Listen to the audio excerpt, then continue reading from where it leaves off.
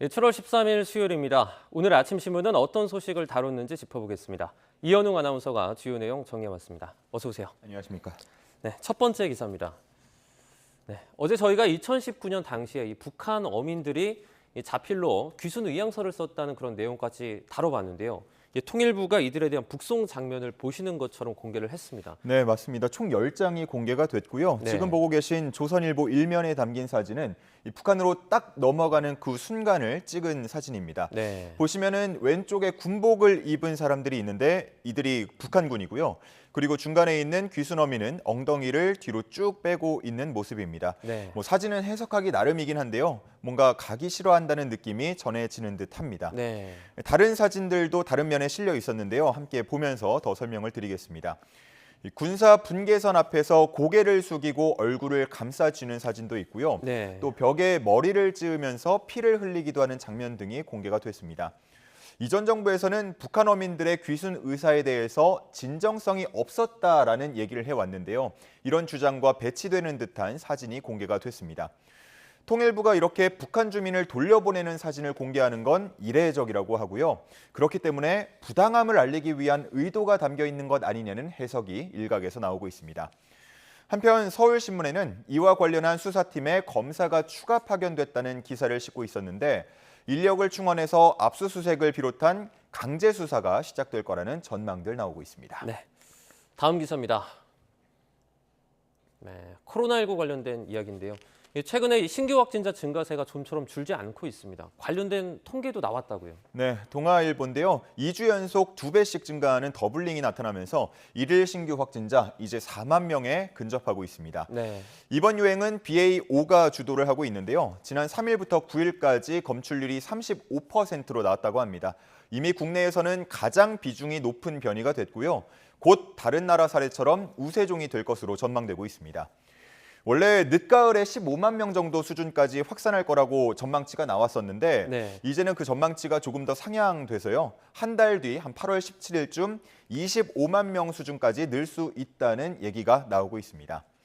이런 가운데 전국 학생 코로나 환자가 급증하고 있다는 기사도 있었는데요. 전국 기준 일주일 전보다 53% 늘었고요. 특히 서울의 경우는 2.6배나 급증하는 분위기였습니다. 네. 교육당국은 이 상황을 주목하면서도 다음 주부터 순차적으로 방학에 들어가기 때문에 교내 감염 우려는 낮아질 것으로 전망을 하고 있었습니다. 아직은 비대면 수업을 부활시키지는 않을 거라는 방침인데요. 학교 현장 일각에서는 학생들이 방학에도 일정 시간 학교에 나오는 프로그램들이 많기 때문에 교육부가 보다 세밀한 지침을 내려줘야 한다고 주장하고 있었습니다. 기사에서는 BA.5의 지역별 검출률도 나와 있었는데요. 수도권과 제주에서 급증하는 모습이었습니다. 방학을 하더라도 가족여행이나 학습 프로그램들을 위해서 사람들이 많은 곳으로 이동하는 경우에는 감염에 노출될 위험이 커질 수 있겠습니다. 네. 다음 기사로 정치권 소식도 살펴보겠습니다. 네, 국민의힘 같은 경우에는 권성동 직무대행 체제로 바뀌면서 좀 분위기가 좋아졌다 이런 얘기가 나왔었는데요. 윤심이 반영됐냐 이런 또 의문이 나오기 시작을 했습니다. 좀 정황이 나왔다고요?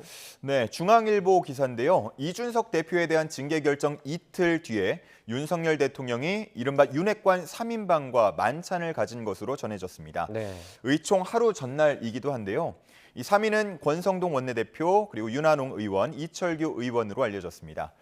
이 참석자라고 표현된 인물의 인터뷰도 있었는데 당 상황보다는 경제 위기 우려 그리고 정부의 대응 등에 대해서 논의했다라고 언급을 했습니다. 하지만 이런 자리 자체가 일종의 정치적 메시지라는 해석도 나오고 있고요. 또 여권 핵심 관계자라고 표현된 인물에 따르면 당의 진로 문제도 함께 언급이 됐다고 했습니다. 기사에서는 이 자리에 대표적인 윤핵관으로 꼽히는 장제원 의원이 불참했던 점에 주목해야 한다는 내용도 실었는데요. 네. 표면적으로는 지역구 행사와 선약이 있었기 때문에 불참했다라고 알려졌지만 장 의원, 이 대표와 완전한 결별을 주장하면서 조기 전당대회나 비대위 구성 등을 주장한 것으로 알려지면서 한편에서는 당 진로 문제에서 이견이 있었기 때문에 불참한 것 아니냐 이런 이야기까지 나오고 있습니다. 네. 한편 이진복 정무수석이 함께하지 않은 점도 주목을 하고 있었는데요. 통상 대통령과 여당 인사들이 만날 때 정무수석이 배석하곤 하지만 이번에는 그러지 않았다는 점을 주목한 겁니다. 이를 두고 참석자가 선별되는 듯하다라는 여권 관계자 말도 있었습니다. 네. 다음 기사로 민주당 소식도 살펴보겠습니다. 당대표 출마 선언에 이어서요. 최고위원 출사표도 계속해서 나오고 있습니다. 역시나 이재명 의원을 좀 견제하는 분위기죠. 네, 그렇습니다. 한국일보 기사인데요. 당대표에 나서는 이재명 의원과 함께 최고위원회 출사표를 던진 철험회를 포함한 친명계를 견제하는 분위기입니다. 네. 어제 고민정, 윤영찬 의원이 잇따라 최고위원 출마를 선언했는데요. 이 자리에서는 한 사람의 영웅이 세상을 바꾸는 시대는 끝났다. 다른 당원을 멸칭으로 부르면서 조롱하는 망동은 당을 수렁으로 몰고 가는 해당 행위다라는 발언들이 나왔습니다. 결국은 최고위원까지 친문 대 친명 경쟁 구도로 흘러가고 있는 건데요. 28일 예비 경선 컷오프를 통해서 본 경선에 나설 후보 8명으로 추려지게 됩니다. 이날을 주목해 봐야겠고요. 한편 이 기사 아래에는 박지원 전 비대위원장에 대한 기사도 있었는데요. 이재명의 영입 인사에서 이재명 저격수로 180도 변신했다는 제목이었습니다. 박 전 위원장은 SNS에 어차피 당대표는 이재명, 이른바 어대명 선거는 민주당 몰락의 신호탄이 될 거라고 주장하면서 이재명 대세론을 비판했고요. 네. 또 강력 팬덤의 자제를 당부했던 이 의원, 최근 SNS를 통해서 지지자들과 대화를 나누면서 조금만 더 힘내라라고 말한 것을 두고 진정성이 부족하다는 지적도 함께했습니다. 출마가 어려워진 상황에서 연일 비판을 쏟아내고 있는 박 전 위원장에 대해서 일각에서는 센 사람하고 붙어서 체급을 키우라는 여의도 문법에 충실한 것이라는 해석까지 나오고 있습니다. 네. 다음 기사입니다. 일본 정치 상황도 살펴보도록 하겠습니다. 선거는 이제 끝났는데 그 결과가 이제 여당과 야당에 큰 영향을 미칠 것으로 전망되고 있죠. 네, 그렇습니다. 경향신문 기사인데요. 이 제목을 보면 구심일은 아베파 세력 약화 예상. 자민당 파벌 구도 요동이라고 되어 있고요. 네. 또 그 아래는 자민당의 파벌 구도가 나와 있습니다. 기존의 자민당 내에서 가장 큰 세력 아베파로 꼽혔습니다. 93명으로 분류가 되고 있고 이어서 모테기 도시미스파, 아소다로파, 기시다 후미오파 순이었습니다. 이 아베파가 자민당의 주류였다 보니까 기시다 총리는 취임 후에도 무언가 주요 사안을 결정할 때는 늘 아베 전 총리와 상의를 거쳐야 했다고 하고요. 공개적으로 기시다 총리와 다른 의견을 내비치는 아베 전 총리 때문에 곤혹을 겪은 바도 있다고 합니다. 하지만 이제 이런 구도가 변화할 조짐을 보이고 있다고 하는데요. 아베파는 구심을 잃게 되면서 마땅한 새로운 지도자가 없다는 평가가 나오고 있습니다. 네. 그래서 아베 전 총리에게 파벌을 물려주고 정계를 은퇴한 호소카와 모리히로 전 총리까지 하마평에 오르고 있는 상황이라고 합니다. 파벌 내 권력 투쟁이 벌어질 가능성도 있다는 일본 내 보도도 있었습니다.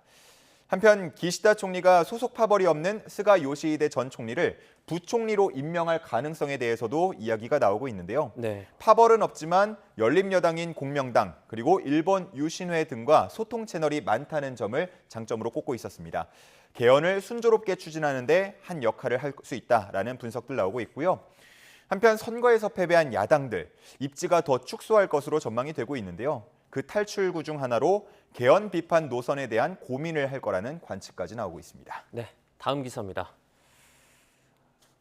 네, 디지털 성범죄자들에 대한 어떤 연구 용역이 진행이 된 것 같습니다. 그런데 눈여겨볼 만한 부분들이 있다고요? 네, 그렇습니다. 한겨레 신문 기사인데요. 한국형사법무정책연구원의 연구 결과가 나왔습니다. 네. 디지털 성범죄자와 오프라인 성범죄자를 비교한 연구인데요. 여러 측면에서 눈여겨볼 만한 점들이 있었습니다. 먼저 범죄자들의 평균 나이를 보면요. 디지털 성범죄자의 평균 나이는 34살로 집계가 됐고요. 오프라인에 비해서 6살 가까이 어렸다고 합니다.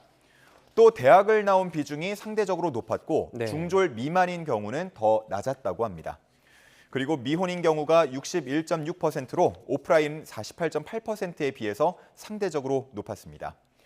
그리고 디지털 성범죄자 상당수가 가족 내 외도, 폭력, 도박 등의 환경에서 성장했다는 점도 분석이 됐다고 했고요. 이번 연구에는 디지털 성범죄자들이 자신이 저지른 범죄에 대해서 안이하게 생각하고 있다고 볼 수 있는 결과도 있었는데요. 피해자가 합의금을 노리고 자신을 신고했다고 주장을 하거나 반성하지 않는 모습을 보인 경우가 상당수였다고 합니다. 네. 그리고 디지털 성범죄는 N번방 사건과 같은 조직적인 범죄만 해당한다고 생각을 하면서 자신이 저지른 범죄는 디지털 성범죄가 아니라고 주장하는 범죄자들도 많았다고 합니다. 네. 마지막 기사 보겠습니다. 현대자동차가 이제 29년 만에 국내에 공장을 짓습니다.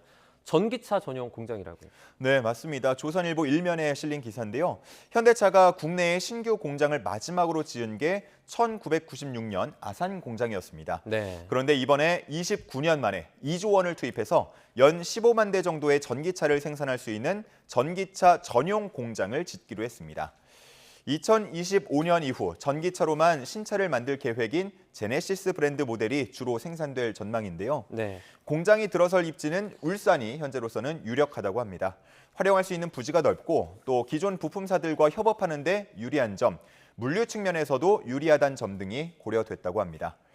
기존의 직원들을 재교육하고 또 신규 인력도 충원할 방침인데요. 이를 위해서 2013년 이후 10년 만에 생산 기술직 신규 채용에도 나설 예정이라고 합니다. 이런 현대차의 계획을 보고 업계에서는 국내 자동차 산업 전체가 전환점을 맞는 역사적 사건이 될 것이라는 평가가 나오고 있다고 했습니다. 네, 알겠습니다. 여기까지 듣겠습니다. 고맙습니다. 감사합니다.